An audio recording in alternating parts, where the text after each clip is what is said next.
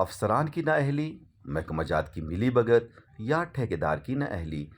Government girls primary school Mahiyala, नज़द Nadiyala, UC करोड़ी।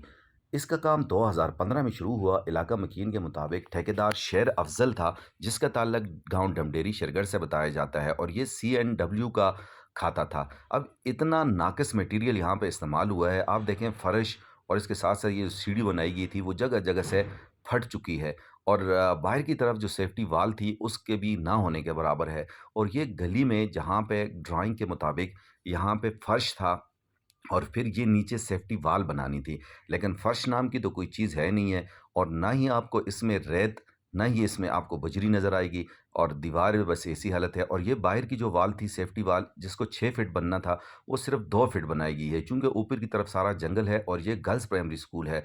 तो अब इसका जिम्मेदार कौन है? CNW है, ये ठेकेदार है, या हमारे और मुतलका अफसरान जिन्होंने चुप का रोज़ा रखा हुआ है? असिस्टेंट कमिश्नर साहब से गुजारिश है कि वो उठें और इस पे वो एक्शन लें, CNW को भी ऑन बोर्ड लें और ठेकेदार शेर अफजल से भी बास परोस करें। वॉशरूम्स की हालत आप देखें तो ना ही यहाँ पे वॉश बेसिन लगाया है, ना टैंकी का पता है, और गटर जो खोदा गया है उसको भी चेक किया जाए, जो शायद 2 फुट या 3 फीट है।